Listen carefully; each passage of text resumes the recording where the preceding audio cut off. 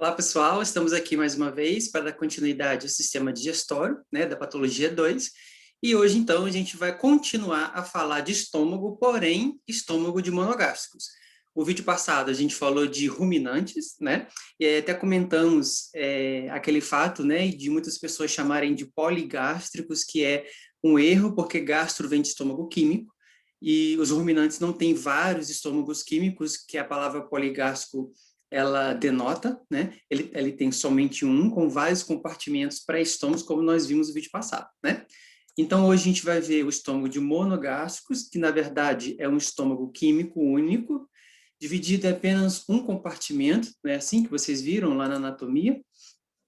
E esse estômago, apesar de ser somente uma cavidade, ele é dividido em algumas áreas. A área do cárdia, que é onde tem um esfíncter, onde o esfíncter se abre e se fecha na passagem do alimento, né? E esse esfíncter que é muito importante, nós vimos nas patologias de esôfago, que o suco gástrico daqui do estômago, do processo digestivo, ele pode voltar para o esôfago através de um relaxamento desse esfíncter, né? Causando um problema grave aí de...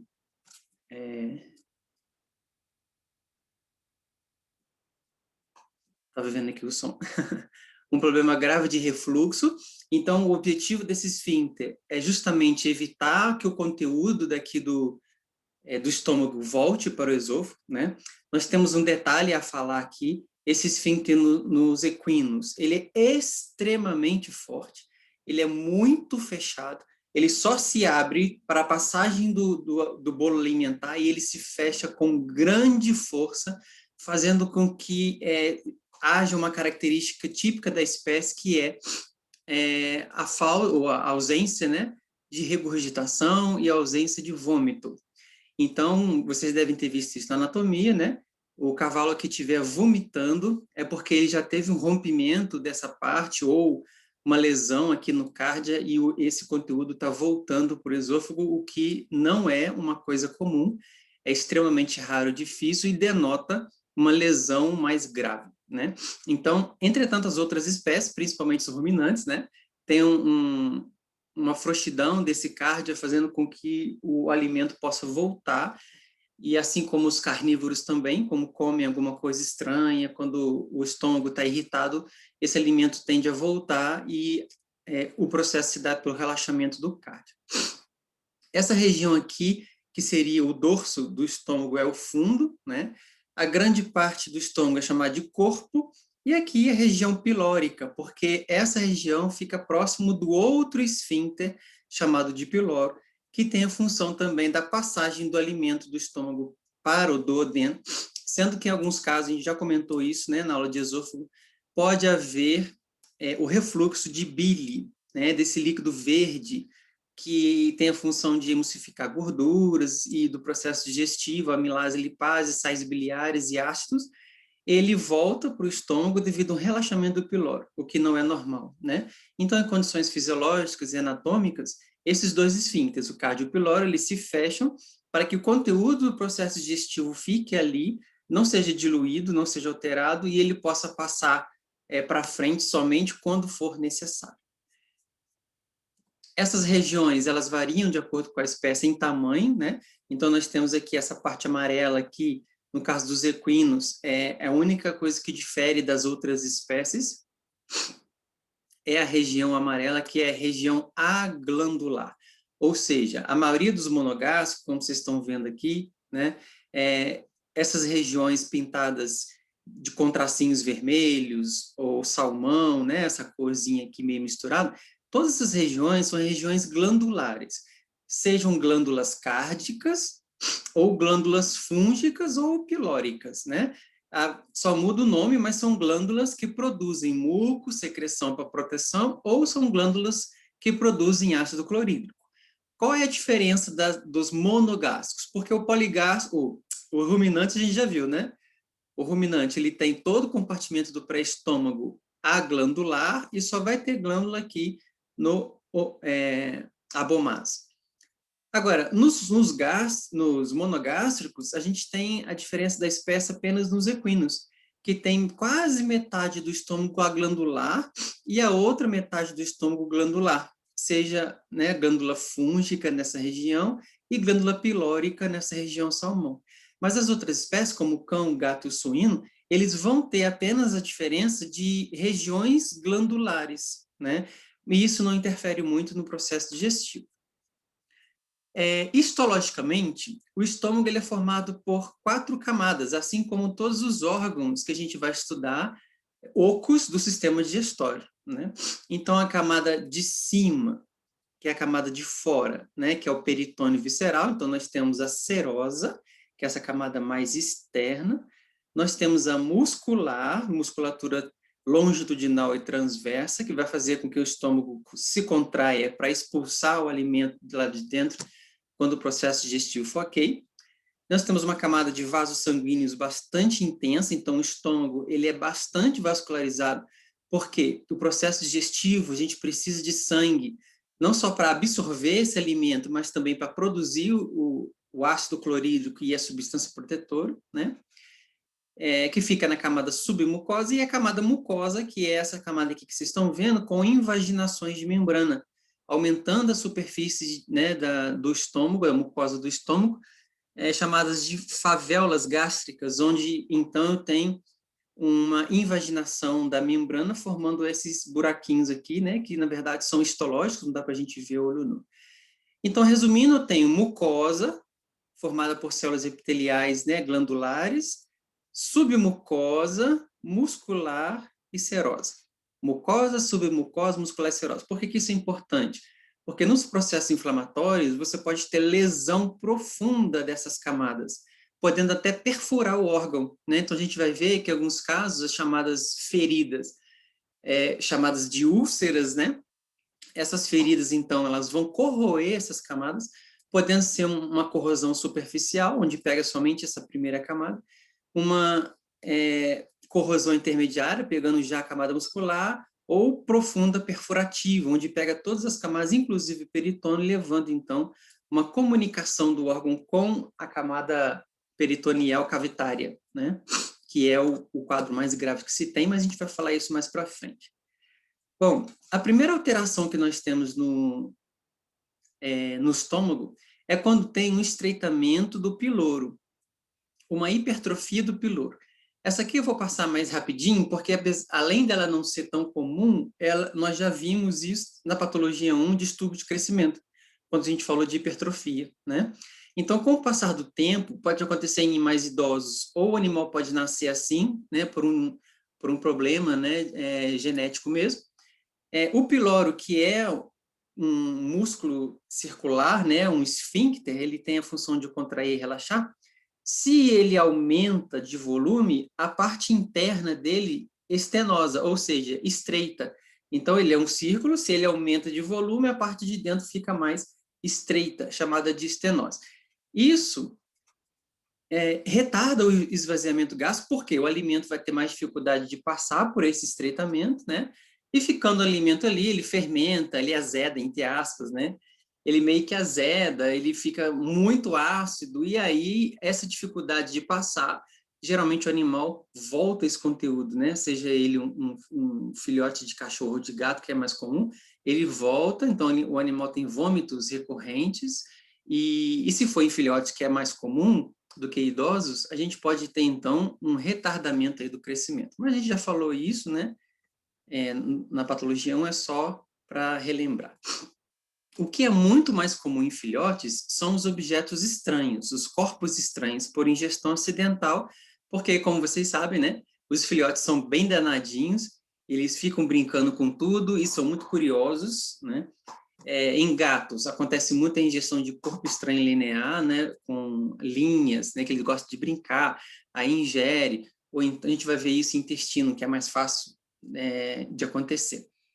Ou então os corpos perfurantes, como a agulha, né, o gatinho ele é danado para fazer isso, e o cachorro é mais danado ainda, porque o cachorro ele, né, gosta mais de morder do que o gato, aquela aflição que eles têm na boca igual criança, e eles acabam ingerindo corpos estranhos. Então, pode acontecer duas coisas. Se esse corpo estranho for perfurativo, ele pode furar a parede do estômago, né? E pode levar a hemorragias e processos mais graves. Entretanto, se ele não for perfurativo, ele pode causar um processo obstrutivo, né? Então, tem que fazer uma cirurgia de emergência. Vou contar um caso para vocês que foi engraçado, mas, né, ao mesmo tempo vergonhoso. Vergonhoso, sim, né, por ser constrangedor. Lá eu trabalhei em Minas Gerais, né, em Uberaba, né? Aí lá no hospital de Uberaba tem até a foto, só não coloquei aqui, né, porque para não ficar chato. No hospital de Uberaba, chegou uma cachorrinha lá para ser atendida, eu era supervisora, eu não trabalhava na patologia ainda, que foi meu primeiro emprego, né? Lá que eu comecei a trabalhar na patologia. E aí eu estava na clínica, eu fui contratada para supervisora de residência, e aí chegou lá um animal e o residente me chamou e falou: Gi, esse animalzinho comeu vários corpos estranhos, só que a tutora tá estranha, tá assim meio querendo rir, querendo não rir. Aí eu falei: vamos fazer um raio-x. Fizemos um raio-x e tinha lá vários objetos estranhos no estômago. Eu falei: olha, o animal é jovem, né? Então provavelmente ele estava muito ruim, debilitado, sem querer comer, sem querer beber água, com muita dor abdominal. E aí o tutor estava muito preocupado, e aí ele falou: o que a gente pode fazer para resolver isso? Eu falei: tem que fazer uma cirurgia, tem que abrir e tirar esse corpo estranho lá de dentro, né? Ele falou assim: então pode fazer, mas ele, né, tava com uma cara estranha. Quando a gente abriu, tinha um monte de coisa lá dentro, né? E o que tinha era pacote de camisinha aberta, tinha camisinha aberta usada e calcinha fio dental de sex shop com frufruzinho assim, sabe? Vermelha. E aí a gente foi, né? Como é que vai falar isso pro tutor? Vamos pegar isso aqui, colocar num saco plástico e entregar para ele de volta. Mas aí ele já sabia o que era, né? Já fazia ideia, porque, poxa, aconteceu alguma coisa lá em casa que as coisas sumiram. Mas o cachorro fez a limpa lá, né? Enquanto eles se divertiam. Mas foi um caso curioso, mas assim, a gente tem que tomar muito cuidado mesmo, porque esses animais são muito intrometidos, né?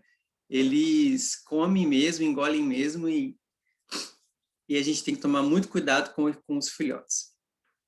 Então, no caso de perfuração, como eu disse, né, se for um objeto perfurante, aqui um processo inflamatório com hemorragia até áreas de necrose, e aí lembra das camadas do estômago: mucosa, submucosa, muscular e serosa.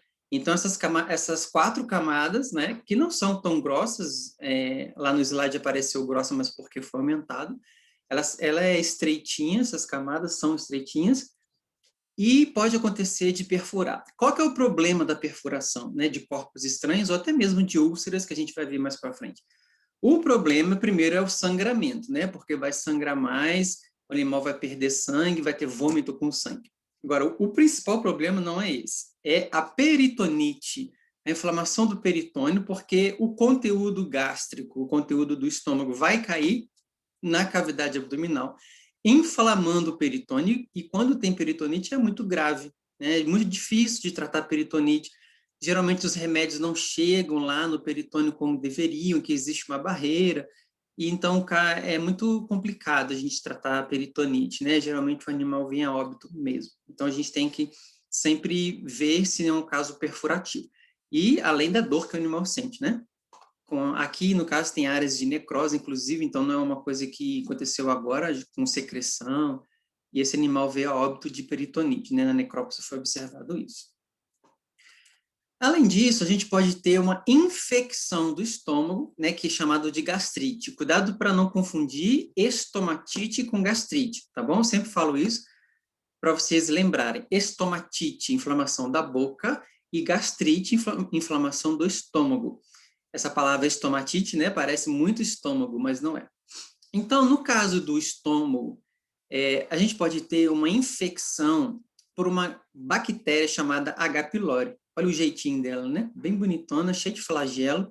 E essa H. pylori, ela é bem danadinha. Ela é uma bactéria que pode ser encontrada em estômagos de animais saudáveis, animais sãos, né?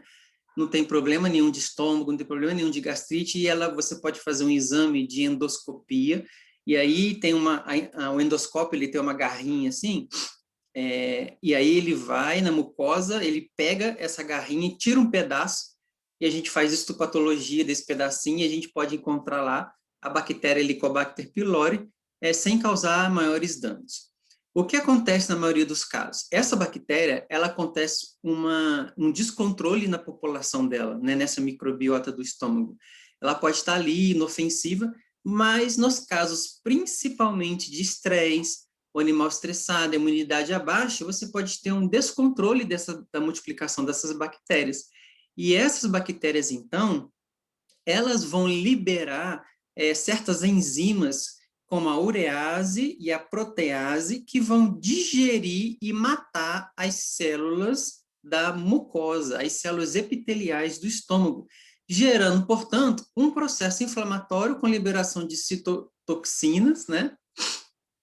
E aqui eu vou ter, então, a atração de leucócitos para essa área, gerando, então, uma gastrite infecciosa por H. pylori, né? Que é muito séria, porque essas enzimas, protease vai digerir o quê? Proteína. E de que é formada a parede, as microvilosidades, que elas ficam justamente aqui, né? De que é formada essas microvilosidades?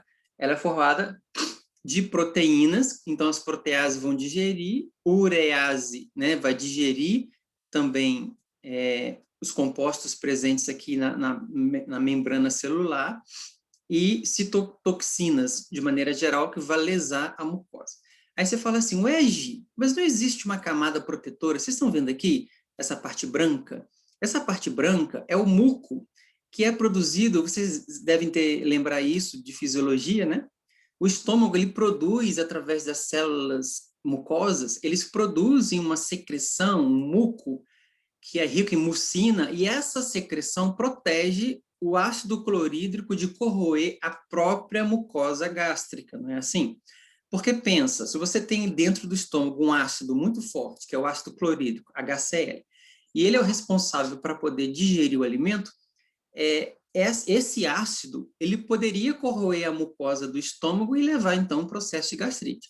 Isso não ocorre porque há uma proteção do próprio organismo que produz esse muco que vocês estão vendo aqui. Porém, o H. pylori é tão danadinho que ele consegue ultrapassar essa barreira, né? Então, aqui, ó, tem a célula epitelial, e aqui eu tenho a camada de muco, né, que é basicamente produzida através de mucina, né, que é uma proteína, só que o que ele produz? Protease. Então, se ele produz protease e a mucina é uma proteína, né, é um gel aqui que fica, tanto é que quando a gente vai fazer a necrópsia, que abre e tem inflamação do estômago, você tem um gel, assim, uma gosma no estômago, né?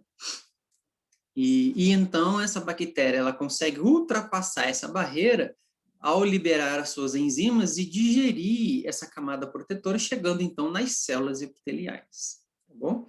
E causando então um processo inflamatório, gastrite por H. pylori. E aí ela começa a se multiplicar, porque ali ele encontra um ambiente favorável, né?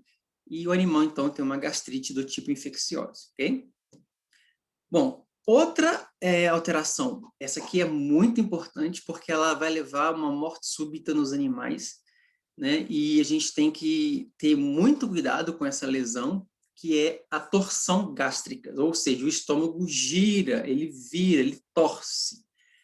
E quando é que acontece isso, né? Por que que o estômago ele torce desse jeito, ele gira? Então, as raças de grande porte que comem de maneira inadequada, né?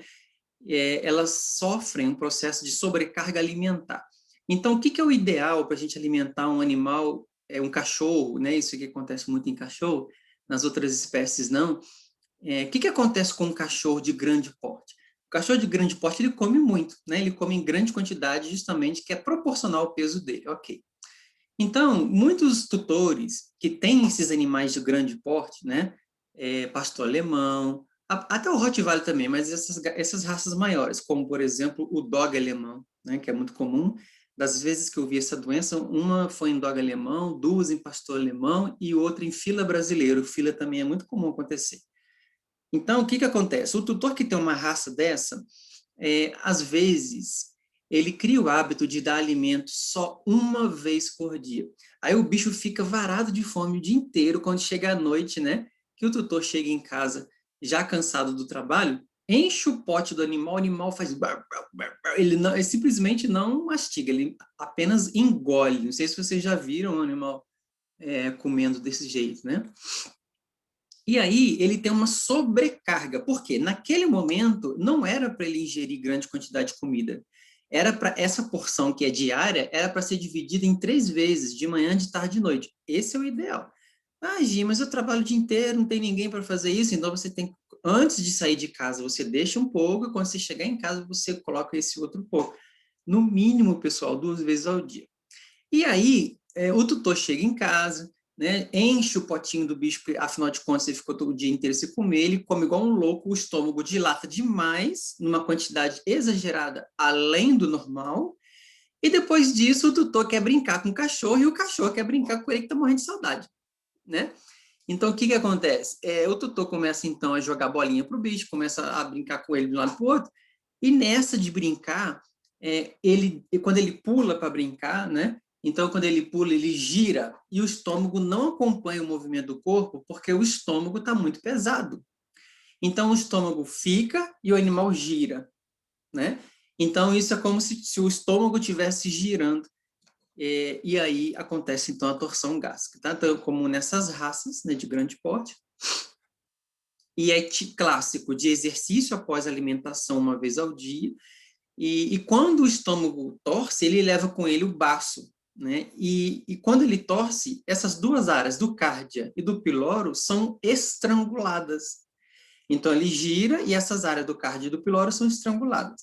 Então, aquele alimento que estava ali em grande quantidade, essas regiões fechadas, ele começa a fermentar ali dentro, produzindo muito gás.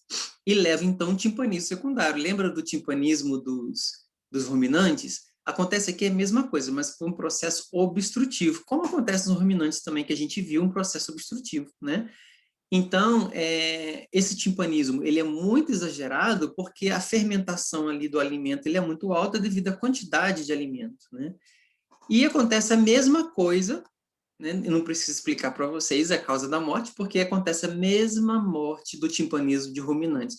Compressão do diafragma, compressão respiratória, compressão da veia cava, e hipóxia generalizada, congestão de órgãos abdominais, é a mesma coisa que a gente viu no timpanismo do ruminante, acontece aqui no timpanismo dos monogástricos, tá?